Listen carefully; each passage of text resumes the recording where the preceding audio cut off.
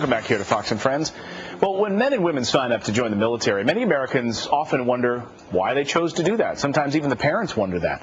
Frank Luntz set out to find the answer to that question. He sat down with 50 members of the Massachusetts National Guard. Take a look.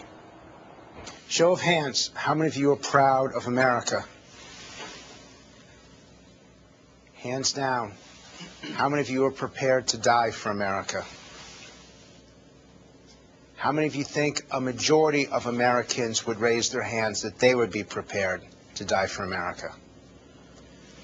So clearly there's something different about you. So the question this morning, what makes these men and women so willing to give their lives for our country? Frank joins us live now to talk about it. Good morning, Frank. Nice to see you this morning.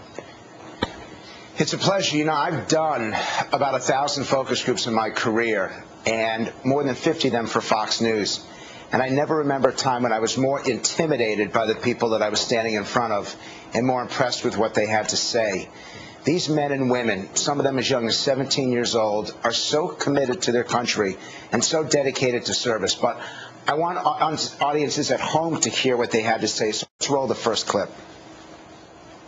I have a 7-year-old little sister, and I want her to grow up to enjoy the same kind of freedoms, the same, I guess you could say, wiggle room that I grew up with. I mean, I never had to grow up worrying about some of the civil liberties that we take for granted every day. Personally, I want to ensure, the safety for my children. I have 3 small children, a 5-year-old, a 3-year-old, and a 4-month-old, who are all very dear to me, of course, and my wife at home, and I just want to make sure that they can grow up in a safe country and not have to worry about things like terrorist attacks. It's also a fast track to serve your country because, as a young individual, it's like 18, 19-year-olds, even 17-year-olds, it's hard. You can't get into police academy. It's hard to become, if you want to be, work at EMT or the hospital or whatnot, you'd go through schools and whatnot. Well, here, you can enlist, get the training necessary and the pay, and do your job. I'm sure everybody in this room remembers where they were on 9/11. I was in the 5th grade when it happened.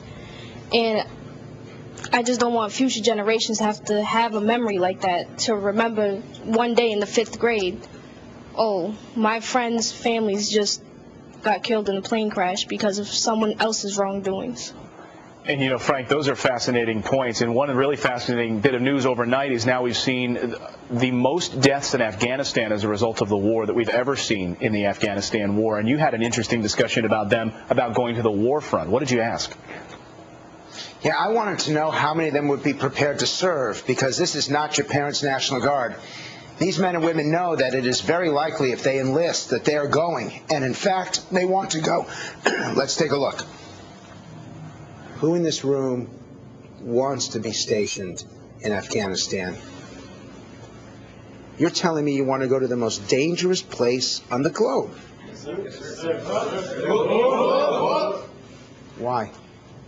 It's just what needs to be done. That's where the war is right now. We got to take it to them. I am actually going to be stationed there in May of 2011. I'll be deployed to Afghanistan. As with me and I know one of my friends, we're in college. I'm considering not doing ROTC so I can ship to Afghanistan and serve while it's still an opportunity. An opportunity? To serve my country. When you think of the military, when you truly think of it, when you're doing ROTC, they train you infantry. They train you all those tactics, how to fight, and that's who's on the front lines. Now, everyone, if you have a different MOS, you're helping the infantrymen do their job, and that's what it's all about, because they're on the front lines, they're doing the dirty work, and they're going through all the really hard stuff, and they're doing the work for the government in this country. Gives you goosebumps, Frank, when you hear that level of commitment. It's unbelievable, and it makes you so proud. And we also heard a rallying cry there from those guys, too. I never knew what that sound meant. I've heard it so often. And by the way, so often the National Guard is forgotten. They're the only military service that serves both in America and abroad, and they deserve a special round of respect for that. But I want to play you, audiences at home, that sound, because for the first time, now we can explain what it really means. Let's listen.